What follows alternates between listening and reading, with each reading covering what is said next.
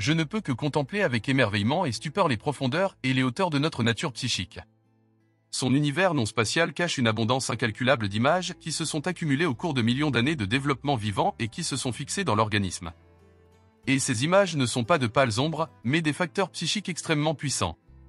À côté de cette image, je voudrais placer le spectacle du ciel étoilé la nuit, car le seul équivalent de l'univers intérieur est l'univers extérieur.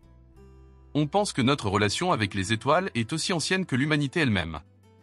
Pendant des milliers d'années, nos ancêtres ont contemplé avec émerveillement le ciel étoilé.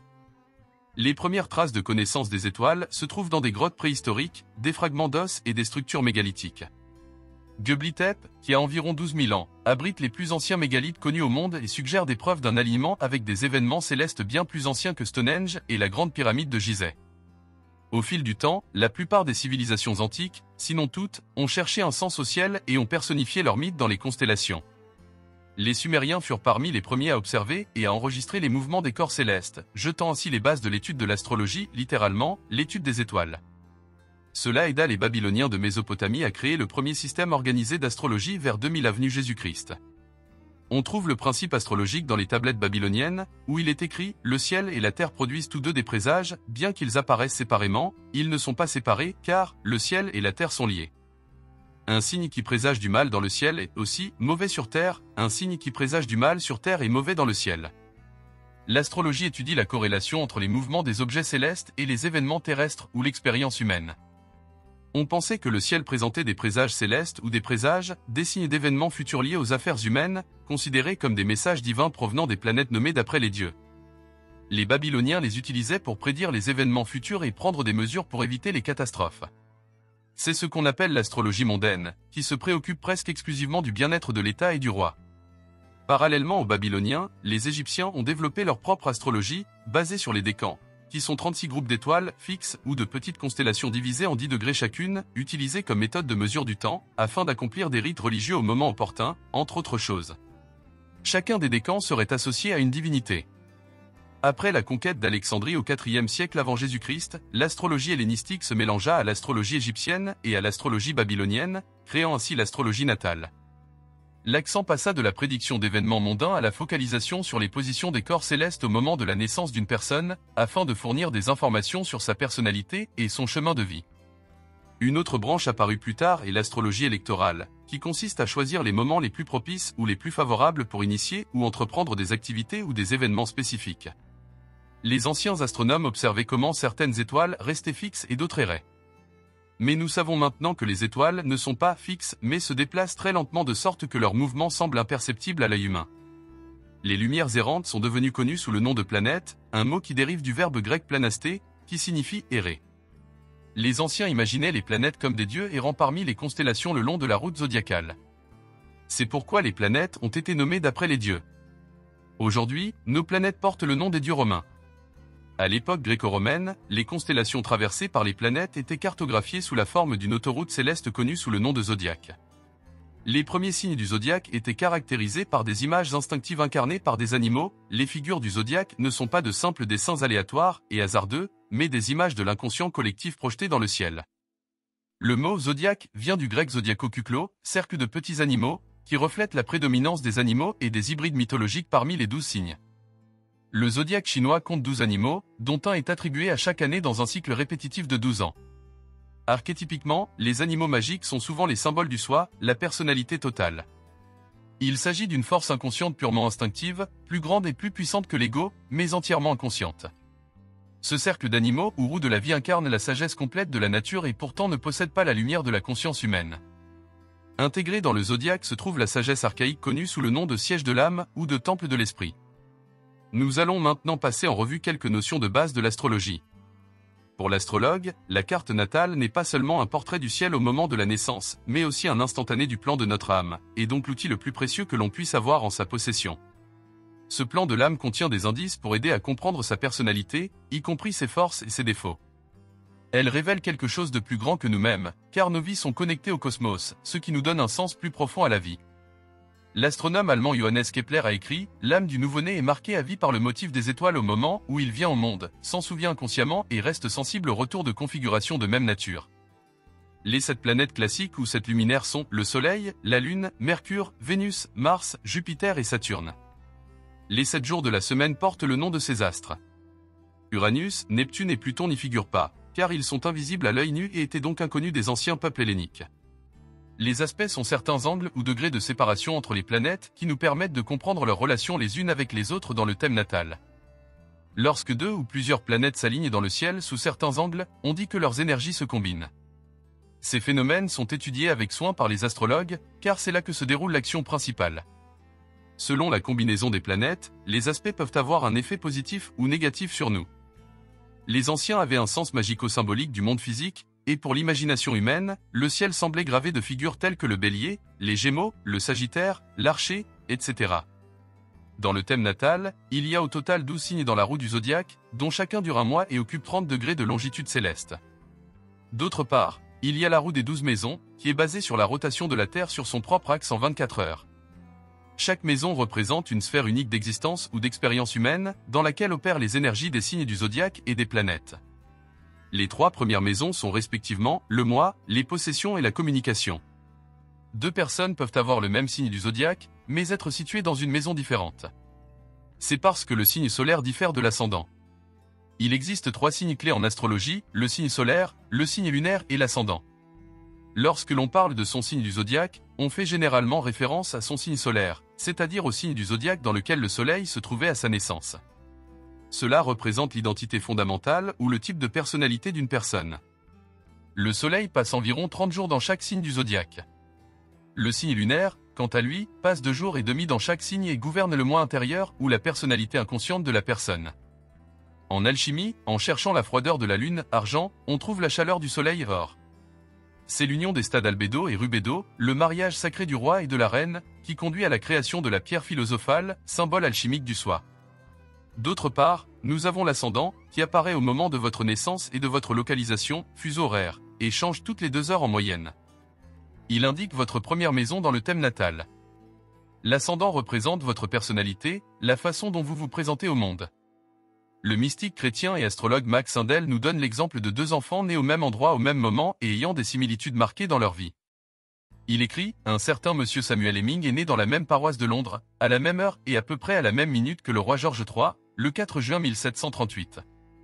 Il s'est lancé dans le commerce de quincaillerie le jour même du couronnement du roi, il s'est marié le même jour que sa majesté, et décédé le même jour, et d'autres événements de la vie des 2 hommes se sont ressemblés.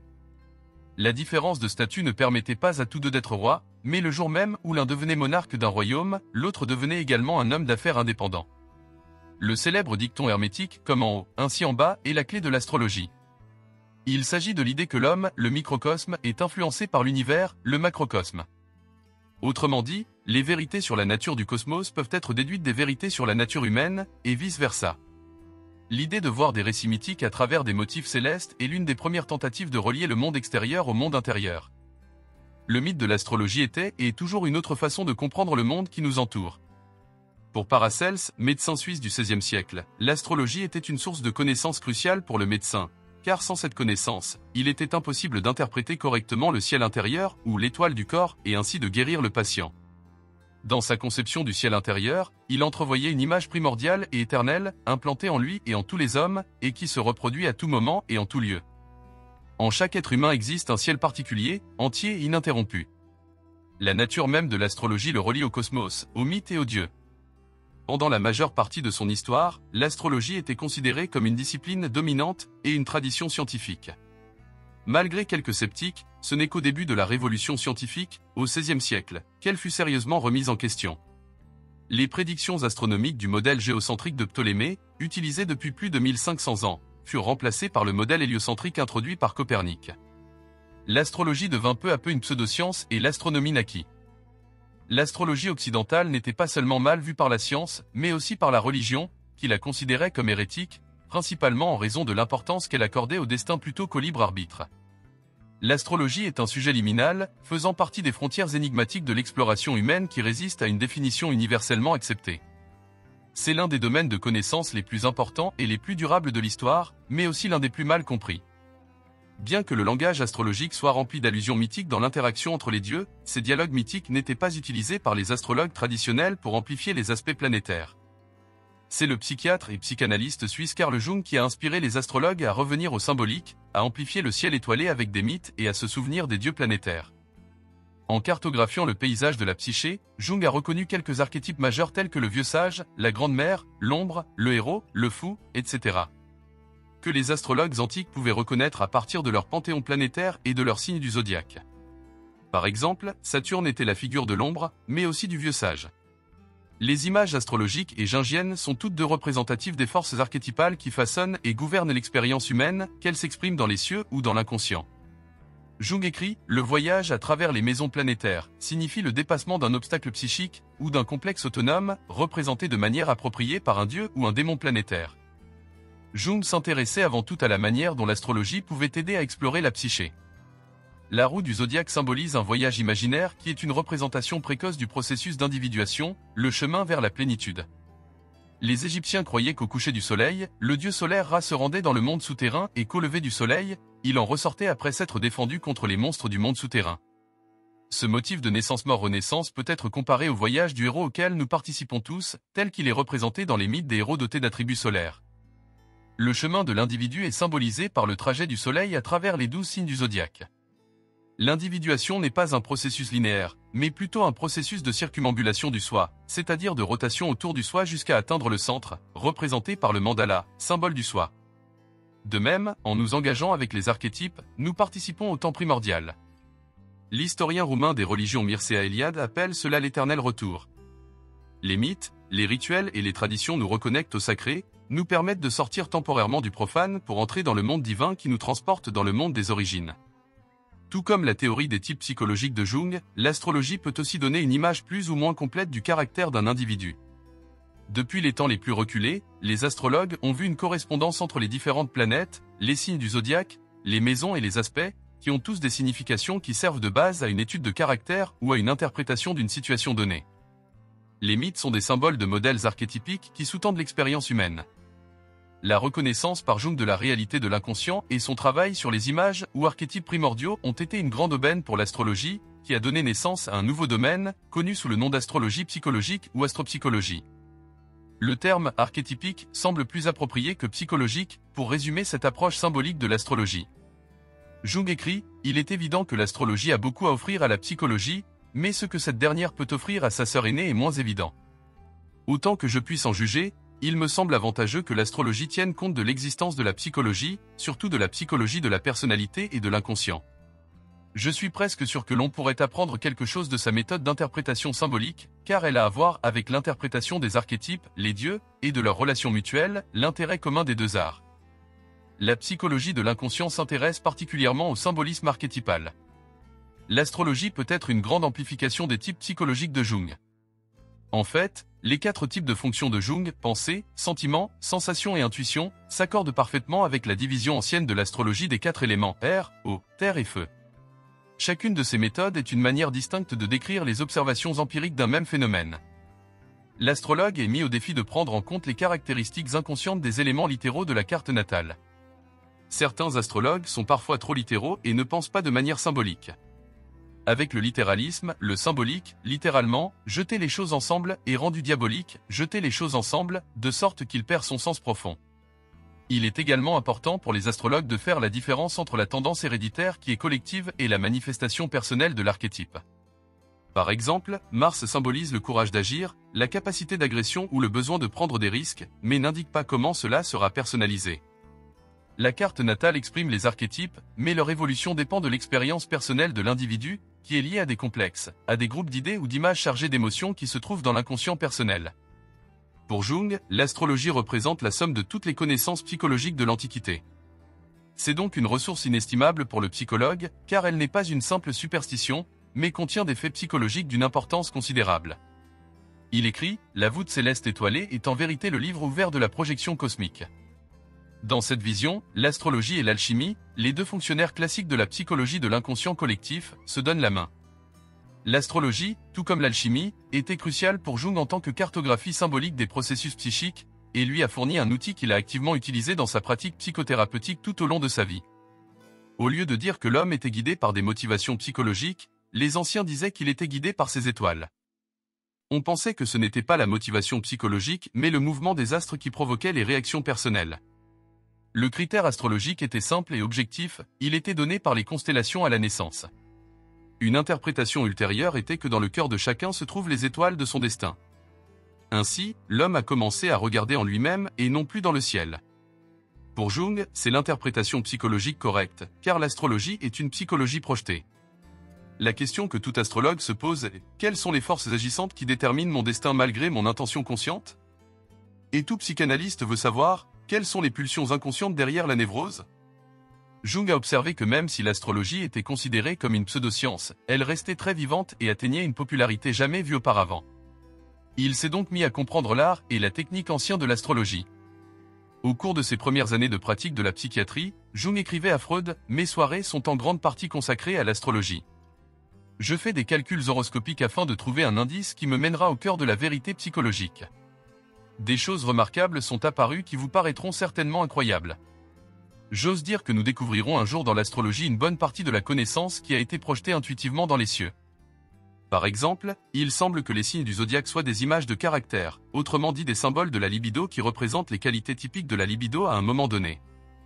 Au moment précis de la naissance, chaque personne reçoit les qualités typiques de la libido ou l'énergie qui lui est propre. Cependant, cela n'a rien à voir avec la position des étoiles, mais plutôt, comme nous le verrons, avec l'effet qualitatif du temps. Les astrologues pensent qu'un âge astrologique affecte l'humanité en influençant l'essor et le déclin des civilisations ou des tendances culturelles. Dans l'astrologie occidentale, l'achèvement d'un cycle complet du Soleil à travers le zodiaque, appelé Grande Année, prend environ 26 000 ans. Un âge astrologique correspond à un 12e de la Grande Année, correspondant à un signe zodiacal, et dure donc environ 2200 ans. Jung évoque souvent la précession des équinoxes, découverte par l'astronome grec Hipparque au IIe siècle avant Jésus-Christ. En observant la position des étoiles et en la comparant avec leur position un siècle plus tôt à la même époque de l'année, Hipparque a découvert que les étoiles se déplaçaient d'au moins 1 degré tous les 72 ans, ce qui faisait que le pôle nord de la Terre pointait lentement vers différentes étoiles sur de longues périodes de temps. Le vacillement cyclique de la Terre au fil du temps a provoqué un déplacement des positions de ces constellations. Ce fait n'a pas été pris en compte dans les calculs horoscopiques, qui se basaient sur l'équinoxe de printemps fixé à 0 degré Bélier. Ainsi, dans l'astrologie dite tropicale utilisée en Occident, une personne née dans la constellation traditionnellement connue sous le nom de Bélier peut être considérée comme ayant un tel signe solaire, même si le Soleil ne se trouve pas réellement devant cette constellation en raison de la précession. Les cieux se sont depuis longtemps éloignés de nos calculs fixes. Les signes du zodiaque ne correspondent donc plus aux constellations qui leur ont donné leur nom à l'origine, il n'y a donc plus de lien de cause à effet entre nous et les étoiles. Ce n'est cependant pas le cas de l'astrologie sidérale, très répandue en Orient, notamment dans l'astrologie hindoue, qui se base sur la position réelle des constellations dans le ciel observable, ce qui explique la précession.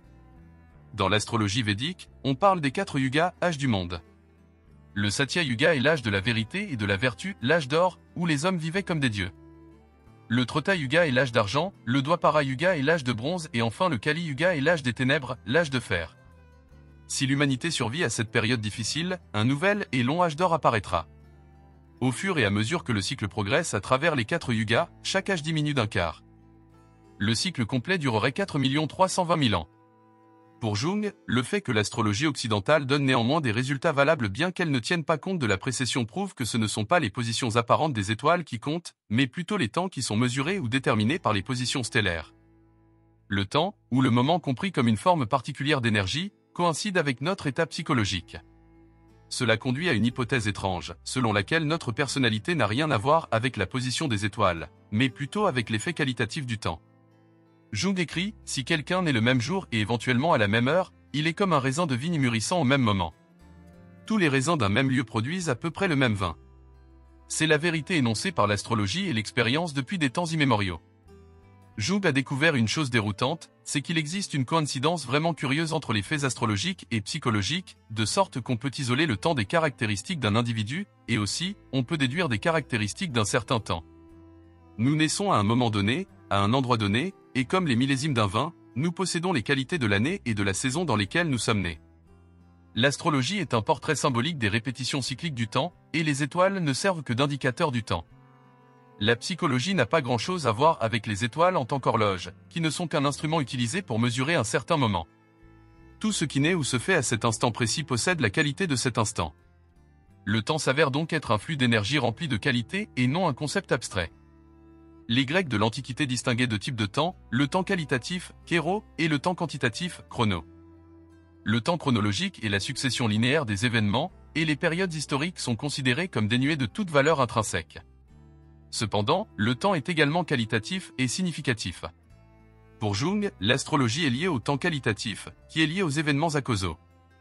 Les nombres sont différents des événements causaux, à savoir ceux qui ont une relation de cause à effet clair et qui sont des vérités statistiques. Les nombres ont également une signification symbolique et pas seulement quantitative, car ils contiennent des qualités archétypiques transcendantales. Les pythagoriciens utilisaient les mathématiques et la numérologie à des fins mystiques, car les nombres gouvernent l'univers. Jung assimile le temps qualitatif au phénomène de perception extrasensorielle, qui inclut la précognition, la psychokinésie, la télépathie, etc. Par exemple, dans le cas de la précognition, dont Jung fait l'expérience dans les visions et les rêves, on acquiert la connaissance d'un événement futur. Dans de tels cas, il faut nier la causalité, car il est inconcevable que l'on puisse observer l'effet d'une cause inexistante ou qui n'existe pas encore. Quand Jung avait environ 72 ans, il écrivit à l'astrologue védique B.V. Raman : « Je peux vous dire que je m'intéresse à cette activité particulière de l'esprit humain depuis plus de 30 ans. En tant que psychologue, je m'intéresse surtout à la lumière particulière que l'horoscope jette sur certaines complications de caractère. Dans les cas de diagnostic psychologique difficile, je consulte généralement un horoscope afin d'avoir un point de vue différent.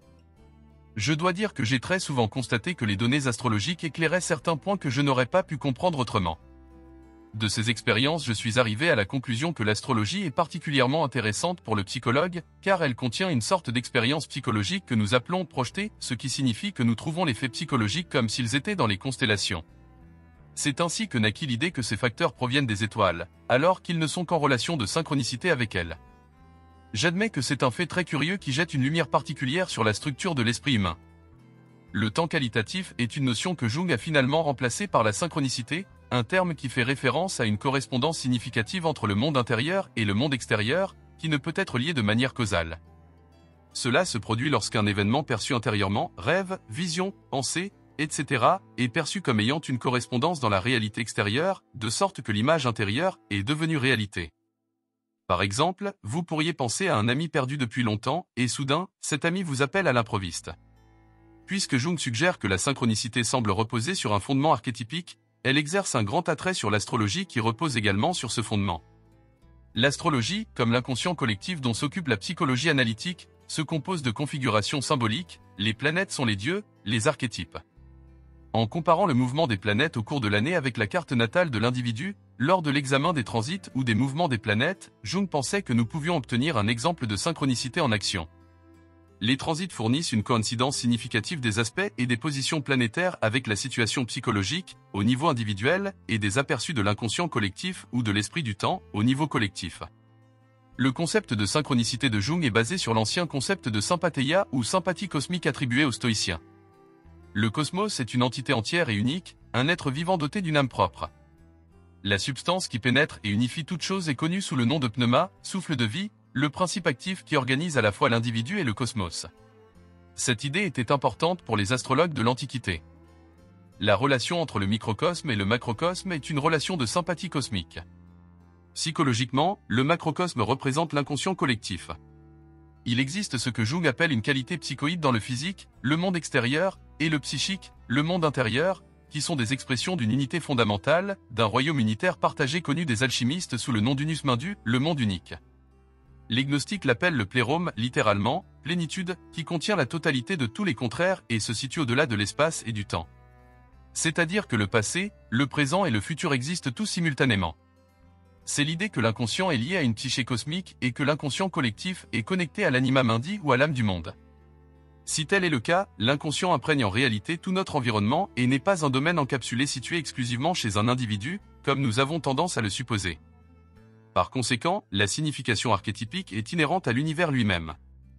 Alors que les astrologues de l'Antiquité considéraient les 7 planètes comme des dieux, les gnostiques, une secte chrétienne primitive, les considérait comme des archontes ou des dirigeants qui empêchent les âmes de quitter le monde matériel. Ce sont les maîtres des ténèbres, des puissances démoniaques sous le commandement du démiurge, le créateur de l'univers matériel.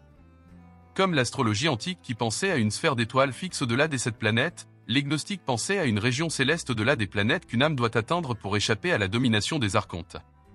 Cela ne pouvait être atteint que par la gnose, le but de toute une vie d'agnostique, et la plus haute forme de connaissance, par laquelle on libère l'étincelle divine en l'humanité des contraintes de l'existence terrestre. Ou comme diraient les alchimistes, réveiller la divinité qui se cache ou dort dans la matière. Jung et un groupe de chercheurs du CG. L'Institut Jung de Zurich avait commencé des expériences utilisant des méthodes intuitives telles que le Yiking, la géomancie, le tarot, la numérologie et l'astrologie. Mais elles n'ont pas pu continuer, faute de moyens et de personnel. Ces méthodes intuitives donnent accès à ce que Jung appelle l'esprit des profondeurs, qui possède depuis des temps immémoriaux et pour l'avenir un pouvoir plus grand que l'esprit du temps, qui change avec les générations. Jung ressentait ce conflit dans ses deux personnalités, la personnalité numéro 1 qui s'identifie au monde terrestre, aux faits, à la raison et à la science, est associée à l'esprit du temps. 2. D'autre part, est le visionnaire, le magicien, le chercheur, lié à l'esprit des profondeurs. La tâche de la vie de Jung tournait autour de l'intégration des opposés rationnels et magiques. On peut trouver l'un de ces conflits dans le livre rouge de Jung, où il rencontre un géant blessé en imagination active, décrit comme Gilgamesh, le grand héros mésopotamien. Il met en lumière la lutte entre l'imagination et la science. Le géant maudit Jung et lui dit « Où as-tu sucé ce poison ?» Jung répond « Ce que tu appelles poison, c'est de la science. » Et il interroge Jung « Vous appelez le poison la vérité. Le poison est-il la vérité? Ou la vérité est-elle un poison? Nos astrologues et nos prêtres ne disent-ils pas aussi la vérité? Et pourtant, la leur n'agit pas comme du poison. Les personnalités scientifiques et mystiques de Jung étaient toujours en conflit, ce qui explique pourquoi il n'a cessé de chercher des explications scientifiques et statistiques à l'astrologie. Cependant, l'idée que Jung a surmonté ses doutes sur la valeur de l'astrologie plus tard dans sa vie est corroborée non seulement par ses références constantes à l'astrologie dans ses œuvres et ses lettres, ou par sa recommandation à tous les psychothérapeutes d'apprendre l'astrologie, car il existe des cas limites où elle est très précieuse, mais aussi par sa déclaration à sa fille Greb Oman Jung, une astrologue, faite alors qu'il était mourant, selon laquelle « ce maudit truc fonctionne. Même après la mort. » Même dans une interview peu avant sa mort pour marquer son 85e anniversaire à venir, Jung évoque l'âge du Verseau à venir. Toute discussion sur l'astrologie conduit, tôt ou tard, à la question de savoir comment comprendre le destin et le libre arbitre. Il existe deux types d'astrologues, celui qui est fataliste et croit qu'il n'a que peu ou pas de libre arbitre, et celui qui croit que l'homme récolte ce qu'il sème, sa devise est « Homme, connais-toi toi-même ». Le père de l'astrologie moderne, Alan Leo, a déclaré « Le caractère et le destin ». Le destin évolue avec le temps, et il est identique au temps. Quand on dit que le temps n'est pas encore venu, ou que les étoiles ne se sont pas encore alignées, cela signifie que le destin n'a pas encore accompli son œuvre. En assumant la responsabilité de notre caractère, nous participons à notre destin. Les astrologues et les mystiques se préoccupaient de libérer l'homme de Emarmen, la déesse grecque du destin, c'est-à-dire de le libérer de la nature compulsive des fondements de son propre caractère. L'astrologie peut être impopulaire car elle invite à la participation de son moi le plus intime, ou populaire car elle devient la source du blâme ultime, c'est la faute de mes étoiles. L'astrologie et la psychologie analytique nous confrontent toutes deux au fait désagréable et terrifiant que nous ne sommes pas les maîtres de notre propre maison et qu'il existe des éléments dans notre psyché qui échappent à notre contrôle. On peut nager le long du fleuve de la vie ou à contre-courant. Tout comme une horloge continue de tourner, que nous y prêtions attention ou non, l'horloge cosmique nous influence malgré nos croyances. L'astrologie est neutre en termes de moralité, elle décrit simplement une propriété de la nature. Les astrologues, cependant, importent fréquemment des valeurs éthiques de diverses philosophies et religions pour les enrichir. Alan Leo écrit « Toute ma croyance dans la science des étoiles repose sur le karma et la réincarnation, ou s'effondre avec eux. Sans ces enseignements anciens, l'astrologie natale n'a aucune valeur permanente. Nos chagrins et nos douleurs ne sont pas le résultat du rôle actif que joue le destin dans nos vies, mais plutôt le résultat de notre ignorance. Nous aimons en apprendre davantage sur nos forces, mais lorsqu'il s'agit de nos défauts et de nos faiblesses, nous fermons les yeux. Ce manque de compréhension ne nous rend pas plus libres, au contraire, il nous rend plus soumis à la causalité et moins maîtres de notre vie. Le destin guide ceux qui veulent et entraîne ceux qui ne veulent pas. Si nous ne voyons pas une chose, c'est le destin qui nous l'a fait. Psychologiquement, tant que vous ne rendez pas l'inconscient conscient, il dirigera votre vie et vous l'appellerez le destin. Jung écrit, la règle psychologique dit que lorsqu'une situation intérieure n'est pas rendue consciente, elle se produit à l'extérieur, comme le destin. C'est-à-dire que lorsque l'individu reste indivisible et ne prend pas conscience de ses contradictions intérieures, le monde doit nécessairement jouer le conflit et être déchiré en deux moitiés opposées. La liberté, c'est ce que nous faisons de ce qui nous a été fait. Notre disposition psychique héritée correspond à un moment précis du colloque des dieux, c'est-à-dire des archétypes psychiques. Le destin et l'individuation sont étroitement liés, car il existe une existence a priori d'une structure de caractère reflétée par le thème natal. L'intention de cette essence personnifiée par le démon se reflète dans les qualités du temps présentes dans les symboles astrologiques. Les Grecs de l'Antiquité croyaient que le démon était le caractère de l'homme, une image de l'âme individualisée, appelée maître de la maison, et qu'on pouvait découvrir dans la carte natale de l'individu. Certains suggèrent qu'il s'agit de l'ascendant. Bien qu'une telle méthode technique soit inférieure à la véritable gnose, qui peut être atteinte par l'invocation théurgique du démon, comme le suggèrent les néoplatoniciens. Le psychologue américain James Hillman écrit « L'âme de chacun de nous reçoit un démon unique avant notre naissance, et il a choisi une image ou un modèle pour vivre sur Terre. Ce compagnon de l'âme, le démon, nous guide ici, dans le processus d'arrivée, cependant, nous oublions tout ce qui s'est passé et croyons que nous venons vite dans ce monde. Le démon se souvient de ce qui est à votre image et appartient à votre modèle, et donc votre démon est le porteur de votre destinée. Le destin et l'âme sont deux noms pour le même principe, et le but est l'individuation, car c'est l'expression la plus complète de cette combinaison fatidique, que nous appelons individualité. L'individuation peut être comparée au mythe du voyage de l'âme à travers les sphères planétaires, tel qu'il est discuté dans les écrits hermétiques et néoplatoniciens. Avant la descente de l'âme en incarnation, elle passe par les sphères planétaires et prend les qualités de chaque planète dans le processus, et dans notre mort, l'âme remonte vers les sphères planétaires et restitue à chaque planète les qualités qu'elle leur avait prises au moment de la naissance. On peut distinguer deux types d'astrologie, l'une exotérique et l'autre ésotérique. L'astrologie exotérique est une astrologie populaire, bien connue du grand public, une version simplifiée utilisée pour commercialiser la connaissance spirituelle. C'est l'astrologie dans laquelle les escrocs cherchent à gagner rapidement de l'argent sur le trouble émotionnel d'autres personnes, les victimes étant surtout celles qui n'ont pas conscience de l'archétype du filou et qui ont été trompées par leur propre naïveté ou leur propre illusion. L'astrologie est considérée comme la référence absolue de la superstition. Étant donné que l'ensemble du domaine de l'astrologie a acquis une mauvaise réputation, il n'est souvent même pas considéré comme digne d'être exploré. L'astrologie ésotérique est le côté obscur, qui représente les caractéristiques cachées ou inconnues. C'est l'or que l'on trouve dans la crasse, comme le disent les alchimistes. C'est là que l'on acquiert les connaissances nécessaires pour enrichir sa compréhension de soi-même et de son but, ainsi que des autres et de sa place dans le cosmos. Jung s'est beaucoup intéressé à la compréhension de l'ère astrologique depuis qu'il a écrit Aion, qui est le nom d'une divinité hellénistique associée au temps cyclique et au zodiaque. Dans cet ouvrage, Jung a cherché à éclairer le changement de situation psychique au sein de l'ère chrétienne. Il fait une déclaration générale, le cours de notre histoire religieuse ainsi qu'une partie essentielle de notre développement psychique aurait pu être prédit plus ou moins précisément, tant en ce qui concerne le temps que le contenu, à partir de la précession des équinoxes à travers la constellation des poissons. Jung observe que la naissance du Christ commence à l'ère des poissons, les deux poissons nageant dans des directions opposées.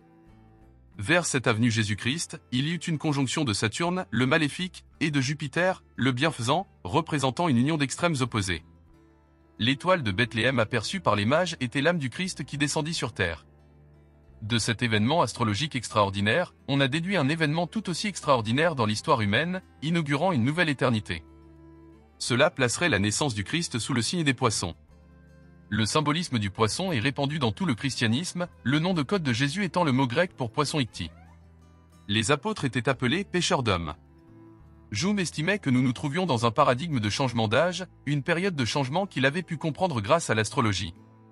Dans le livre rouge, Jung révèle sa compréhension de son propre rôle dans ce nouvel éon à venir, et dans Aion, il fournit, plus tard dans sa vie, une exégèse rationnelle des révélations du livre rouge, de sorte que les deux ouvrages sont fondamentalement interconnectés. Jung note que les concepts de paradis et d'enfer ne peuvent pas rester séparés pour toujours. Ils seront à nouveau réunis et l'ère des poissons sera bientôt terminée. Si l'ère des poissons est régie par le motif archétypique des frères ennemis, le Christ et l'Antéchrist, alors l'approche de l'ère suivante, le Verseau, estimé entre 2000 et 2200 après JC, consolidera l'union des opposés, faisant émerger un concept de totalité humaine. Il deviendra alors plus difficile de séparer le bien du mal, la lumière des ténèbres, qui formeront une partie d'une unité. Les chrétiens l'appellent la seconde venue, l'émergence du Fils de Dieu. Nietzsche l'appelle le surhomme, qui doit aller au-delà du bien et du mal. Le mystique Swedenborg l'appelle le Maximus Homo, l'homme universel, qui représente le ciel sous une forme humaine. D'autres parlent d'une époque où l'homme s'éveillera à ses pouvoirs spirituels, quoi que cela puisse impliquer. Jung a été amené à parler de changement d'éon parce que les changements psychiques de ces temps de transition sont choquants et peuvent créer des sentiments généralisés de malaise, d'anxiété et de peur qui traversent toutes les cultures de la planète. Les signes qui pointent dans cette direction consistent dans le fait que le pouvoir cosmique d'autodestruction est placé entre les mains de l'homme. Jung voulait nous prévenir, afin que nous les quelques-uns qui l'entendront puissions vivre ces changements psychiques en conscience et ainsi limiter les pulsions destructrices qu'ils pourraient induire. Dans une interview réalisée en 1959, Jung déclarait « Le christianisme nous a profondément marqués parce qu'il incarne si bien les symboles de l'époque. Il se trompe dans la mesure où il se croit la seule vérité, alors qu'il est l'une des grandes expressions de la vérité de notre époque. Le nier serait jeter le bébé avec l'eau du bain. Et après? Le verseau, le verseur d'eau. À notre époque, le poisson est le contenu, avec le verseur d'eau, il devient le contenant. C'est un symbole très étrange. Je n'ose pas l'interpréter. Pour autant qu'on puisse le dire, c'est l'image d'un grand homme qui s'approche. L'astrologie continuera à être critiquée par les esprits scientifiques. La grande tâche de notre époque est d'unir la science à la spiritualité. Jung écrit « Le ciel est devenu pour nous l'espace cosmique des physiciens, et l'empyrée divine une belle mémoire des choses qui furent autrefois. Mais le cœur s'embrase, et une inquiétude secrète ronge les racines de notre être. C'est une loi universelle qu'une vague d'éveil spirituel est toujours suivie d'une période de doute sur le matérialisme, chaque phase étant nécessaire pour que l'esprit puisse recevoir un développement égal du cœur et de l'intellect sans être entraîné trop loin dans l'une ou l'autre direction. L'astrologie, cependant, n'est pas un système de croyance, nous n'avons pas besoin de croire en quelque chose pour en ressentir les effets. L'astrologie persiste millénaire après millénaire pour nous rappeler le cosmos interconnecté dans lequel nous vivons, les mystères, les ambiguïtés et la pure beauté et élégance de l'ordre universel qui offre sang et espoir à l'âme.